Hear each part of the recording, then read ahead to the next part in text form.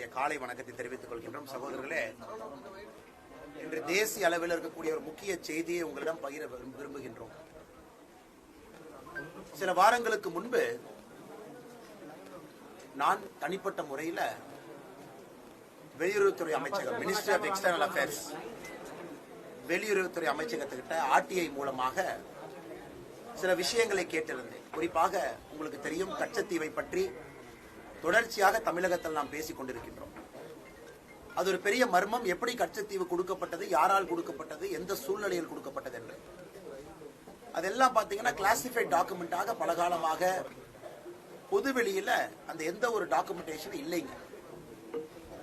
அதே நேரத்தில் கச்சத்தீவு தாரை வார்க்கப்பட்டதுனால நம்முடைய மீனவ சொந்தங்கள் வார வாரம் கைதாகிறதும், அவர்கள் கைது செய்யப்பட்ட பிறகு அது ஒரு பிரச்சனையாகிறதும், அதன் பிறகு உடனடியாக அரசியல் கட்சிகள் அந்த எரியிற தீயில மறுபடியும் எண்ணெய் ஊத்துறதும் தொடர்ந்து நடந்து கொண்டிருந்தது.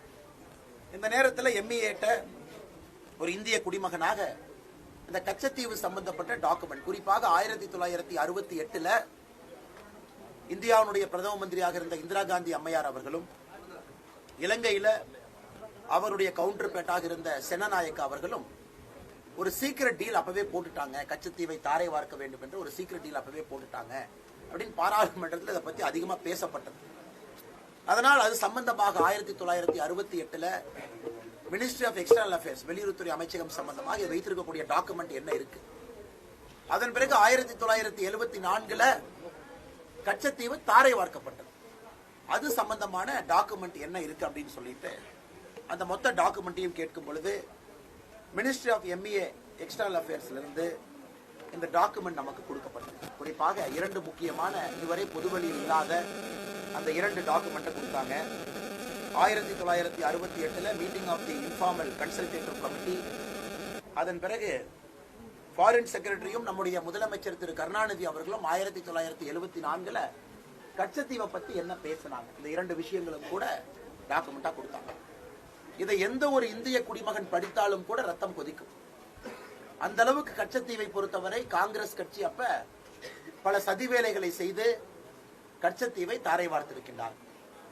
குறிப்பாக இந்த டாக்குமெண்டேஷன்ல ஆரம்ப காலத்தில் படிச்சீங்கன்னா 1968 மீட்டிங் ஆஃப் இன்ஃபார்மல் கன்சல்டேட்டிவ் கமிட்டியில கச்சத்தீவினுடைய ஸ்டேட்டட் பொசிஷன், எதற்காக கச்சத்தீவு, என்ன பிரச்சனையில் இருக்கு, இந்தியாவுக்கும் இலங்கைக்கும் இருக்கக்கூடிய கச்சத்தீவின் மீது இருக்கக்கூடிய பார்வை என்ன. நமக்கு தெரியும், கச்சத்தீவு நம்முடைய இந்திய கடற்பகுதியில் இருந்து சில கிலோமீட்டர் தூரத்தில் இருக்கக்கூடிய ஒரு தீவு, ஆள் நடமாட்டம் இல்லாத பகுதி. அப்பவே ஒரே ஒரு சர்ச் மட்டும்தான் கச்சத்தீவுல இருக்கும். 2 நாடுகளுக்கும் அது ஒரு முக்கியத்துவம் வாய்ந்த ஒரு தீவாக கருதப்பட்டது. குறிப்பாக இந்தியாவை பொறுத்தவரை கச்சத்தீவு என்பது நமக்கு ரொம்ப முக்கியம். காரணம், ஒரு நாட்டினுடைய எல்லை பரப்பை தீர்மானிக்கக்கூடிய ஒரு தீவு. அந்த தீவை கொடுத்துட்டீங்கன்னா நம்முடைய எல்லை பரப்பை நாமளே சுருக்கிக் கொள்கின்றோம். அதுவும் குறிப்பாக அந்த 1968 இந்த கமிட்டி நோட்ஸ் எல்லாம் படிச்சீங்கன்னா, ராமநாதபுரத்தினுடைய ராஜா East India Company zamindari rights அவருக்கு வரும் பொழுது 1875 1948 வரை எந்த பிரச்சனையும் இல்லாம கச்சத்தீவு பகுதியில் முத்தல்ல எடுத்திருக்கோம். யாருக்கு நாம வரி கொடுக்கல. அது இலங்கையில் இருக்கக்கூடிய டச் அப் இருந்தால் யாருகிட்டையும் ஒரு டிஸ்பியூட் கூட கிடையாது. ராமநாதபுரத்தினுடைய ராஜா அன்இன்டர்பிரட்டடாக 1875 to 1948 அந்த கச்சத்தீவினுடைய ரைட்ஸ் நம்ம கிட்ட இருக்கு. சுதந்திரம் கிடைத்த பிறகு, இலங்கைக்கு சுதந்திரம் கிடைத்த பிறகு இலங்கை அப்ஜெக்ட் பண்ண ஆரம்பிக்கிறாங்க. குறிப்பாக இலங்கையினுடைய விமானப்படை கச்சத்தீவுல துப்பாக்கி சுடும் பயிற்சியை நடத்த வேண்டும் என்று கேட்கின்றார்கள். அப்ப நடத்தணும், இந்தியா போகும் பொழுது இலங்கை அப்ஜெக்ட் பண்றாங்க. அப்பெல்லாம் ஆரம்பத்தில் இந்தியாவுடைய ஸ்டாண்ட பார்க்கும் பொழுது கச்சத்தீவு நம்முடையதுன்னு இருக்கு. அதன் பிறகு பண்டிட் ஜவஹர்லால் நேரு அவர்கள், இந்தியாவுடைய முதல் பிரதமரா இருக்கிறவங்க, 1961 அவர்கள் ஒரு ஃபைல் நோட்டிங்ல எழுதுறாங்க. அந்த காமன்வெல்த் செக்ரட்டரி குண்டேவியா அப்படின்னு சொல்லிட்டு ஒரு மனிதர் இருக்கிறாங்க. அவங்க இந்த பாராளுமன்றத்தில் இதை பத்தி கேள்வி எல்லாம் வரும் பொழுது, அதை பத்தி எழுதும் பொழுது, நேரு அவர்கள் பிரதம மந்திரியாக ஃபைல் நோட்டிங்ல போட்ட நோட்டிங் எங்கிட்ட இருக்குதுங்க. என்ன எழுதுறாங்கன்னா, I attach no importance at all to this little island. இந்த குட்டி தீவுக்கு நான் எந்த விதமான மரியாதையும் கொடுக்க போவது கிடையாது. I have no hesitation in giving up our claim to it. எந்தவித பிரச்சனையும் இல்லாம அந்த தீவை இன்னொருவருக்கு கொடுப்பதற்கு நான் தயாராக இருக்கின்றேன். எனக்கு இது போன்ற சின்ன சின்ன விஷயங்கள் எல்லாம் தீர்க்கப்படாமல் இருப்பதை எனக்கு பிடிக்காது. அதனால் இது இலங்கை பக்கத்தில் இருக்கு, சிலோன்ல இருக்கு. அதனால் இந்த மேட்டரை நான் இலங்கை கிட்ட ரைஸ் பண்ண போறது கிடையாது. 10/5/1961 இந்த பகுதி பார்த்தீங்கன்னா பண்டிட் ஜவஹர்லால் நேரு அவர்கள், காமன்வெல்த் செக்ரட்டரி குண்டேவி அவர்கள் அவர்களுடைய எழுதப்பட்ட பாராளுமன்ற குறிப்புக்கு அவருடைய ஃபைல் நோட்டிங் இங்க இருக்குது. அதன் பிறகு தொடர்ச்சியா பாத்தீங்கன்னா முக்கியமான மனிதர்கள் எல்லாமே அரசு உள்ள, உதாரணத்துக்கு கிருஷ்ணா ராவ் ஜாயிண்ட் செக்ரட்டரி 1960 சொல்றாங்க, நம்ம கிட்ட நல்ல லீகல் கேஸ் இருக்கு, கச்சத்தீவு நம்மளுதுதான், அந்த பிரச்சனை இப்பவே தீர்க்கணும். Evidentiary value of competing claims பார்க்கும் பொழுது சிலோன் கேக்குறாங்க. ஆனா அதே நேரத்துல நம்ம கிட்ட நல்ல லீகல் கேஸ் இருக்கு, அதனால் முழுமையாக இந்த கச்சத்தீவு நம்ம கிட்ட இருக்கணும்னு சொல்லிட்டு யார் சொல்றாங்க? Krishna Rao joint secretary minister of external affairs. இவர் எப்ப சொல்றாரு பாருங்க, 1960. அதன் பிறகு நம்முடைய அட்டார்னி ஜெனரல் சிட்டில் வாட், ரொம்ப முக்கியமான ஒரு லீகல் மைண்ட், அவர் சொல்றாங்க முழுமையாக இந்த ஐலண்ட் நம்முடையது, தீவு நம்முடையது, அதன் மீது இருக்கக்கூடிய சாவெஜினிட்டி, அதாவது ஒரு நாட்டினுடைய அதிகாரம், அதுவும் இந்தியாவுக்கு தான் சொந்தம், அதை கொடுக்க வேண்டாம். 19 அக்டோபர் 1958 அட்டார்னி ஜெனரல் நோட்டு போட்டிருக்காங்க. சோ இந்த இரண்டு நோட்டையும் ஓவர் ரூல் பண்ணி தான் பண்டிட் ஜவஹர்லால் நேரு அவர்கள் 1961 இந்த டைனி பீஸ் ஆஃப் ஐலண்டின் மீது எனக்கு எந்த மரியாதையும் இல்லை என்று நேரு அவர்கள் சொல்றாங்க. அதன் பிறகு குண்டேவி அவர்கள் 1961 10/5 மறுபடியும் ஒரு நோட்டு போடுறாங்க. அதையெல்லாம் படிக்கும் பொழுது நமக்கு தெரியும் இலங்கையில பொலிட்டிக்கல் சிச்சுவேஷன் சரியா இல்ல, அதனால நாங்க பேச போறதில்லைன்னு தள்ளிக்கிட்டே போறாங்க. எந்த காரணத்திற்கும் கூட அப்ப நேரு அவர்களுடைய அரசோ காங்கிரஸ் அரசோ கச்சத்தீவு உறுதியாக அந்த பிரச்சனை, அதாவது 48 ஆரம்பிச்ச பிரச்சனை அப்பவே தீர்க்கணும். 48 வரை பிரச்சனை இல்லைங்க. ஆனால் கொஞ்சம் கொஞ்சமாக இலங்கை கச்சத்தீவை என்னுடையது என்று கிளைம் பண்றதுக்கு அனுமதிக்கிறாங்க. கொஞ்சம் கொஞ்சமாக இலங்கை பாத்தீங்கன்னா அவர்களுடைய ராயல் நேவி, ஏர்போர்ஸ் அவங்க எல்லாம் துப்பாக்கி சூடும் களமாக கச்சத்தீவை பயன்படுத்த பார்க்கிறாங்க. அதையெல்லாம் தாண்டி சகோதர சகோதரி, மிக முக்கியமானது நம்முடைய தமிழகத்தினுடைய முதலமைச்சர் அப்ப கலைஞர் கருணாநிதி அவர்கள் கச்சத்தீவுக்கு செய்த துரோகம். இதை இன்னைக்கு நான் பேச விரும்பலீங்க, ஏன்னா அந்த ஃபைல் நோட்ஸ் கையில் இருக்கு.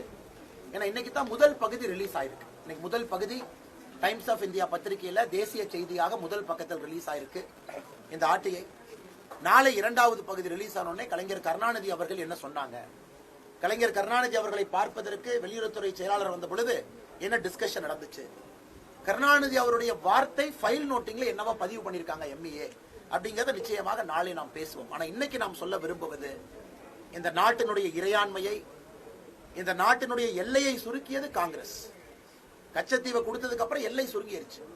அதுவும் நேரு அவர்கள் தொடர்ச்சியாக கச்சத்தீவு ஒரு சின்ன ஐலண்டு, ஒரு குட்டி தீவு, அதன் மீது எனக்கு எந்தவித மரியாதையும் இல்லைங்கிறார்.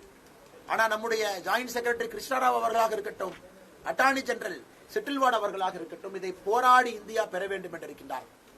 1875 1948 வரை ஒரு பிரச்சனை இல்லாம கச்சத்தீவு இருந்துச்சு. இதை பிரதமர் அவர்கள் சமீபத்தில் நாகர்கோயில்ல பேசும் பொழுது இதை பற்றி ஒரு சின்ன குறிப்பு சொல்லியிருந்தார்.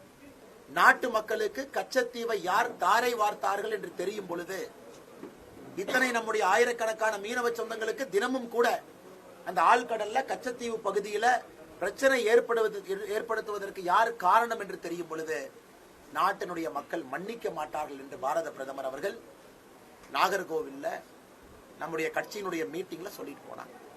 ஆனா இன்னைக்கு நாட்டு மக்களுடைய முதல் பகுதி நம்ம நாட்டு மக்களுக்கு சொல்றது, எப்படி காங்கிரஸ் சதி செய்து கொஞ்சம் கொஞ்சமாக இந்தியாவுக்கு கச்சத்தீவின் மேல் இருந்த கிளைம 1960 ஒரு செங்கலாக விட்டு கொடுத்து 1968 இந்திரா காந்தி அம்மையாரும் செனநாயக்க அவர்களும் சேர்ந்து ஒரு சீக்ரெட் டீல போட்டு அதை 6 ஆண்டுகள் கழித்து 1974 எக்ஸிக்யூட் பண்ணி, அன்னைக்கு நம்முடைய ஐயா மூக்கைய தேவர் அவர்கள் ராமநாதபுரத்தினுடைய பாராளுமன்ற உறுப்பினராக முத்துராமலிங்க தேவர் ஐயாவுடைய வழியில வந்தவங்க, அவர் பாராளுமன்றத்தில் போராடினார். மூக்கைய தேவர் அவர்கள் பாராளுமன்றத்தில் அவரை சமாதானப்படுத்துவதற்கு அன்னைக்கு உள்துறை அமைச்சர் எல்லாம் பேசும் பொழுது அதை எதிர்த்து வெளிநடப்பு செஞ்சாங்க மூக்கையா தேவர் அவர்கள். இன்னைக்கு அவங்க மூக்கையா தேவர் பேரே மறைச்சாச்சு.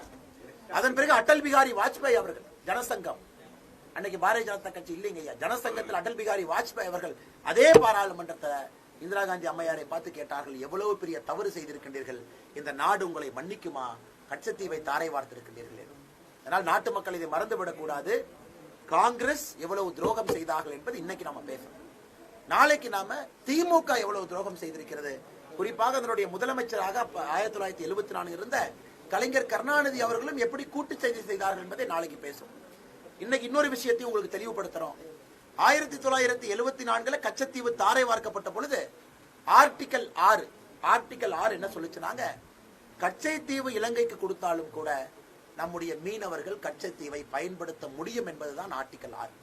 கச்சத்தீவுக்கு மீனவர்கள் போலாம், மீன் வலையை போய் உலர்த்தலாம், மீன் பிடிக்கலாம், அதற்கப்புறம் திரும்ப மீன் வலையை கொண்டு வந்துடும். அது இலங்கையினுடைய பகுதியாக தாரை வார்க்கப்பட்டிருந்தாலும் கூட மீனவர்கள் அதை பயன்படுத்தலாம் அப்படின்னு ஆர்டிகல் 6 இருந்துச்சு.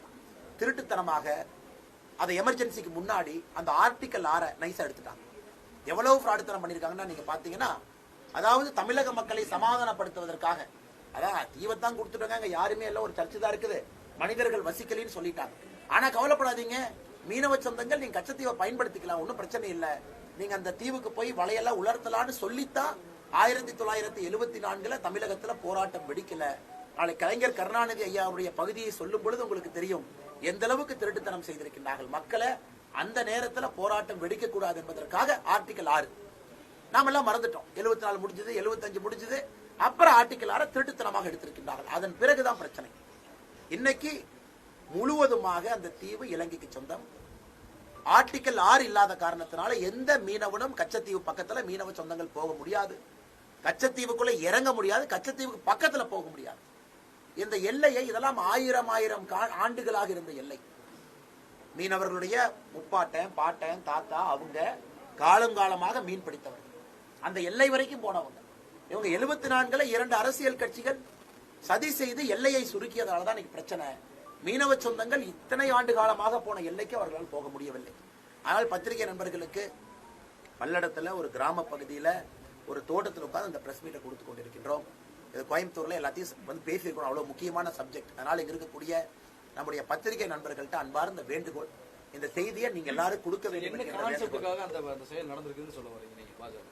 நாளைக்கு சொல்றோம் அண்ணா, நாளைக்கு சொல்றோம். ஏன்னா 2வது பகுதி கலைஞர் கருணாநிதி அவர்கள் அந்த 2வது பகுதியை பேசும் பொழுது எதற்காக இந்திரா காந்தி அவர்கள் இதை செய்தார். நேரு அவர்கள் காலத்திலிருந்தே விட்டு கொடுத்தாச்சு. இந்திரா காந்தி அம்மா 68 அது பாராளுமன்றத்தில் அப்பவே கேள்வி கேட்கிறாங்க, சீக்கிரட்டா என்ன பேசுனீங்க, சிறநாயக்காவோடு என்ன ஒப்பந்தம் போட்டீங்க இலங்கையோடு, அதை பாராளுமன்றத்தில் சொல்லுங்க. அப்பெல்லாம் சொல்லாம தவிர்க்கிறாங்க. 74 கொடுத்தாச்சு. கொடுத்தது எப்படி கொடுக்கறாங்கன்னா, ஆர்டிகல் 6 கொண்டு வந்து நாம் போராட்டம் பண்ணக்கூடாதுங்கிறதுக்காக நைஸா ஏமாத்தி கொடுக்கறாங்க. அதனால் நாளை மிச்சிருக்கக்கூடிய பகுதி சொல்றோம். இந்த நியூஸினுடைய முக்கியத்துவத்திற்காக வேற எந்த கேள்வியும் நாங்க எடுக்கல. நாளை பத்திரிகையாளர் சந்திப்பை சந்திக்கும் பொழுது நாங்க கேட்கிறோம். பல்லடம் பகுதியில் இன்னைக்கு பிரச்சாரம் முடியும் பொழுது கடைசியா பொது கேள்விகள், பொது விஷயங்களை பேசுறோம். ஆனா இன்னைக்கு இது மிக முக்கியமான நியூஸ். வேற எதுவும் லோக்கல் பாலிடிக்ஸோ வேற அரசியலோ நான் பேச விரும்பவில்லை. இதை நீங்கள் மக்களிடத்தில் கொண்டு போய் சேர்க்க வேண்டும். உங்களுக்காக நாளைக்கு ஃபுல் டாக்குமெண்ட் ரிலீஸ் பண்ணிடுறோங்கன்னா நாளைக்கு மக்களுடைய பார்வைக்கு அந்த டாக்குமெண்ட் கொடுத்துறோம். இன்னைக்கு பாத்தீங்கன்னா 2 முக்கியமான நோட்ஸ். இது 1968 அந்த கன்சல்டேட்டிவ் கமிட்டிக்காக போடப்பட்ட நோட்ஸ். அதுல ஃபைல் நோட்டிங் எல்லாமே காப்பி பண்ணிருக்காங்க. ஒருத்தர் என்ன சொன்னாங்க, கிருஷ்ணராவ் அவர்கள், அட்டார்னி ஜெனரல் அவர்கள், நேரு அவர்களுடைய ஃபைல் நோட்ஸ் என்ன, அது குறிப்பாக minister of external affairs Nehru அவர்கள் சொன்ன பிறகு அவங்களுடைய கருத்து என்ன. அதன் பிறகு பாத்தீங்கன்னா 1974 19 ஜூன்ல கலைஞர் கருணாநிதி அவர்கள் சந்தித்த பொழுது அவர்கள் என்ன சொன்னாங்க, அந்த குறிப்பு என்ன, எல்லாமே இருக்குங்கன்னா நாளைக்கு அதை மக்கள் மன்றத்தில் வெளியிடுகின்றோம். 2வது பகுதி வந்த பிறகு முழுவதுமாக நீங்க இதை பாப்பீங்க. இதுக்கு டிப்ளமேட்டிக் ஸ்கோப் இருக்கா, இல்ல அரசியல்ல வந்து இது வந்து இப்படியே ஒரு பேசு பொருளாவே நகர்ந்துட்டு போகுது? ஒரு நிமிஷம். தமிழ்நாட்டுல முதலாக 2 வருஷத்துக்கு முன்னாடி பாரதிய ஜனதா கட்சியில மாநில தலைவராக நான் சொன்னேன், கச்சத்தீவை மீட்க வேண்டும் என்று சொன்னேன். அதனுடைய தொடர் முயற்சி இன்னைக்கு ஒரு படி எடுத்து வச்சிருக்கோம். மக்களுக்கு எப்படி கொடுத்தோன்னு முதல்ல தெரிஞ்சாத்தாங்கன்னா அடுத்து எப்படி வாங்குறதுன்னு 2வது பேசணும். இன்னைக்கு மக்கள் மன்றத்துல எப்படி கொடுத்தோம் என்கின்ற வாதத்தை முன்னாடி வைக்கிறோம். ஏன்னா எப்படி கொடுத்தாங்கன்னு யாருக்குமே தெரியாது. ஏன்னா அது ஃபுல்லா இன்னைக்கு நாம இது பேசுற வரைக்கும் இது கிளாசிஃபைட் டாக்குமெண்ட், கிளாசிஃபைட் டாக்குமெண்ட், பொது பார்வையில் இல்ல, யாருக்கும் தெரியாது எப்படி கொடுத்தாங்க, ஏன் கொடுத்தாங்க. நாளைக்கு நான் பிரஸ் மீட்ல இன்னைக்கு ஒரு சில விஷயங்கள் சொல்லியிருக்கேங்கன்னா இந்த முழு டாக்குமெண்ட்டை படிச்சு பார்க்கும்போது உங்களுக்கு ஐடியா கிடைக்கும். ஓ இப்படித்தான் கொடுத்தாங்களா. பாரதிய ஜனதா கட்சி தமிழகம் நாங்கள் தெளிவாக இருக்கின்றோம். கச்சத்தீவு திரும்ப வர வேண்டும். இல்லைனாங்கன்னா மீனவர் பிரச்சனைக்கு தீர்வே இல்லை. குடிப்பாங்க, நாங்க சண்டை போடுவோம். முதல்ல எல்லாம் 30 நாள் 40 நாள் வச்சிருப்பாங்க. இன்னைக்கு 14 நாள்ல கைது பண்ணவங்களை ரிலீஸ் பண்ணி கொண்டு வரோம். எத்தனை நாளைக்கு போராடுறதுங்கன்னா எத்தனை நாளைக்கு போராடுறது? இதற்கு ஒரு நிரந்தர தீர்வுங்கிறது அந்த எல்லையை திரும்ப கொண்டு வரும். ஏன்னா நீங்க பாத்தீங்கன்னா நம்முடைய கடல் பகுதியிலிருந்து ராமநாதபுரத்திலிருந்து போங்கண்ணா கிட்டத்தட்ட 6 நாட்டிக்கல் மைல் கல்லு மீன் பிடிக்க முடியாது. 6 நாட்டிக்கல் மைல தாண்டோடனே தான் மீன் பிடிக்கிறாங்க. அதுக்குள்ள கச்சத்தீவு வந்துடும். கச்சத்தீவுக்கு அப்புறம் நெடுந்தீவு வந்துடுது. அந்த காலத்துல நெடுந்தீவு வரைக்கும் போனோம். ஏன்? ராமநாதபுர சாமி நம்முடைய சிவபெருமானுக்கு நெடுந்தீவுல இருந்து பால் வந்துச்சு. நெடுந்தீவில் இருக்கக்கூடிய மாடுகள், நெடுந்தீவில் இருக்கக்கூடிய பால் தினமும் நெடுந்தீவுல இருந்து வந்து நம்முடைய சிவபெருமானுக்கு ராமநாத சுவாமி கோயில் அந்த பால்ல தான் அபிஷேகம் பண்ணாங்க. எல்லாம் மாறிவிட்டது. அதனால் இன்னைக்கு எங்களுடைய stated position we are very clearங்கன்னா 2 வருடங்களாக சொல்லிக் கொண்டிருக்கின்றோம். கச்சத்தீவை மீட்பது தமிழக பாரதிய ஜனதா கட்சியினுடைய கோரிக்கை மட்டுமல்ல, வேண்டுகோள் மட்டுமல்ல, அதற்காக கங்கணம் கட்டிக்கொண்டு இறங்கி இருக்கின்றோம். அதை வந்து அபிஷியலாவே ஜெய்சங்கர் அவங்க கிட்ட 1 வருஷத்திற்கு முன் போய் அபிஷியலாவே நாங்க அதை பாரதிய ஜனதா கட்சி சார்பாக கொடுத்து விட்டு கேட்டிருக்கின்றோம். கடந்த 10 ஆண்டுகளா நம்ம என்ன செஞ்சுட்டு இருக்கோம்? இது இப்போ முதல் படிக்க வரோம்னு சொல்லும்போது கடந்த 10 ஆண்டுகளா மத்திய அரசு இத்தனை ஆண்டுகளா என்ன பண்ணாங்கன்னு கேளுங்க. இன்னைக்கு ஒரு தனி மனித போராட்டம். அதை தமிழ்நாட்டில இருந்து ஒருத்தர் கேட்கணும்ல, இன்னைக்கு கேட்டிருக்கோம். கிளாசிஃபைட் டாக்குமெண்ட்டை டீகிளாசிஃபை பண்ணிருக்கோம், ஆர்டிஐல வாங்கியிருக்கோம். ஆனால் போராட்டத்தை இன்னைக்கு எடுத்திருக்கோம். நீங்க பாருங்க, இத்தனை ஆண்டு காலமா காங்கிரஸ் 10 வருஷம், அதுக்கு முன்னாடி இத்தனை வருஷம் 1974 பாராளுமன்றத்தினுடைய பேச்சுக்கள், இதான் கிட்டத்தட்ட 3 வருஷமாக மாநில தலைவர் ஆன பின்பிருந்து வெளிப்படையாக பேசிய முதல் தலைவர் தான். அதன் பிறகு பாத்தீங்கன்னா ஸ்டாலின் ஐயா சொல்றாரு கச்சத்தீவு. நாளைக்கு நீங்க டாக்குமெண்ட் பாத்தீங்கன்னா ஸ்டாலின் ஐயா அவர்களுக்கு கச்சத்தீவை மீட்பதற்கு சொல்வதற்கு அருகதையே. ஆனா இந்த ஆங்கிலத்துல பேசினா கொடுத்துருவீங்களா இங்கிலீஷ் பேசுறது? செகண்ட் காப்பி இன்னைக்கு வெளியிடல, அதுக்கு என்ன காரணம்? அண்ணே, ஃபர்ஸ்ட் பார்ட் சென்ட்ரல் கவர்மெண்ட் என்ன பண்ணாங்க இன்னைக்கு நீங்க டைம்ஸ் ஆஃப் இந்தியா பேப்பர்ல வந்துருக்கு. செகண்ட் பார்ட் ஸ்டேட் கவர்மெண்ட் எப்படி ஒத்துழைச்சாங்க. பார்ட் 1 பார்ட் 2 இரண்டையும் கம்பைண்டா நாளைக்கு சாயந்தரம் ஒத்துழைச்சாங்க. Sir beyond this question sir, நிறைய குழந்தைங்க வந்து உங்களை பார்க்கறதுக்கு வர்றாங்க, நிறைய மாலை போடுறாங்க. இது அவங்களுக்கு நீங்க சொல்ற அட்வைஸ் அல்லது அவங்களுக்கு அது ஓகே. அண்ணாமலை வந்து இந்த ஏரியால நீங்க வந்திருக்கீங்க, உங்க இங்க தான் பஞ்சாயத்து வழியா ஊராட்சி வழியா தேர்தல் பிரச்சாரத்துக்கு வர. ஆனா ஒரு நிமிஷம் இருங்க, பிரஸ் கேட்கும் நீங்க என்ன கேக்குறீங்க? நீங்க ஆனா ஒரே நிமிஷம். அதாவது வந்து அண்ணாமலை வந்து இன்னைக்கு அதாவது ஊராட்சி வாரியா தொகுதி வாரியா பஞ்சாயத்துக்கு வாக்கு கேட்க போறாரு, வாக்கு கேட்க போறாரு. வெற்றி பெற்ற பிறகு இதே மாதிரி மக்களை சந்திச்சு மக்களுடைய குறை கேட்பாரு. அண்ணா ஐயா, நீங்க 3 வருடமாக என்னுடைய வேலையை கொஞ்சம் திரும்பி பாருங்க ஐயா. தமிழ்நாட்டில் 234 தொகுதிகளுக்கும் சென்ற ஒரு மனிதன் நான் 8 மாசமா இங்கேயே சுத்திட்டு இருக்கேன். கிராமத்துல எல்லா இடத்துலயும், அதுவும் 8 மாசமா நகரத்துல சுத்துறீங்கன்னா ராமேஸ்வரத்தில் ஆரம்பித்து 234 தொகுதியும் கடந்து வீதி வீதியாக தெரு தெருவாக கிராமமா வந்திருக்கும். இந்த 3 ஆண்டுகள்ல தமிழகத்துல பட்டி தொட்டி எல்லாம் சுத்தி இருக்கிறேன். யாத்திரை ஒரு பக்கம் விடுங்க, 8 மாசம். அதன் பிறகு எல்லா இடத்துலயும் சுற்றுப்பாடு. ஏசி ரூம்ல இருந்து அரசியல் செய்யக்கூடிய அரசியல்வாதி நான் இல்லை என்பது தமிழக மக்களுக்கு நல்லா தெரியும். எனக்கு இந்த பிரஸ் மீட் எங்க நடக்குதுன்னா இவ்வளவு பெரிய முக்கியமான நியூஸ், ஒரு நேஷனல் நியூஸ் எங்க நடக்குது? ஒரு கிராமத்துல, பல்லடத்துல, ஒரு தோட்டத்துல அது செய்து கொண்டிருக்கிறோம். அது கூட பாத்தீங்கன்னா நகரத்துல ஏசி ரூம்ல பண்ணலீங்கன்னா. அதனால என்னை தொடர்ந்து 365 நாட்களும் நீங்க பார்க்கத்தான் போறீங்க. அதுல எந்த மாற்று கருத்து? மக்கள் வந்து நேரடியா உங்ககிட்ட எம்பி ஆனதுக்கு பிறகு நேரடியா தொடர்பு கொண்டு போன் பேசணும். மக்களுடைய தொண்டனா உங்களை அதுக்கான வழிமுறை செஞ்சு கொடுத்துருவீங்க. நிச்சயமாக. ஏன்னா மக்கள் இவ்வளவு ஆர்வமா ஏன் வர்றாங்கன்னா, ஒரு வித்தியாசமான ஒரு மனிதர், இந்த முறை மாற்றம் வேண்டும், இவர்கள் வித்தியாசமாக இருப்பார்கள், அந்த நம்பிக்கையை நாங்கள் காப்பாற்றணும். நம்பிக்கையை காப்பாற்றணும். அவைலபிளா இருக்கணும், அக்சசபிளா இருக்கணும். தொலைபேசி போன் பண்ணாங்கன்னா அட்டன் பண்றதுக்கு ஒரு ஆள் இருக்கணும். அந்த மெசேஜ் நமக்கு வரணும். அதனால தான் நாங்கள் ஆரம்பிக்கும் பொழுதே சொன்னோம், எல்லா சட்டமன்றத்திலும் ஒரு பாராளுமன்ற உறுப்பினருடைய அலுவலகத்தை நாங்கள் கொண்டு வருகின்றோம். நீங்கள் எங்களுக்கு ஆசீர்வாதம் கொடுத்த பிறகு எல்லாத்தையும் கொண்டு வரணும். அதிமுக திமுக வந்து என்ன சொல்றாங்கன்னா, பாஜக எங்களுக்கு போட்டியாவே இல்லை, எங்களுக்கு வந்து திமுக அதிமுக தான் எங்களுக்கு போட்டி. அப்படியே சொல்லிக்கிட்டு கன உலகத்துல இன்னும் ஒரு 20 நாட்கள் நன்றாக வாழட்டும். அவர்களுக்கு என்னுடைய வாழ்த்துக்கள். நன்றி.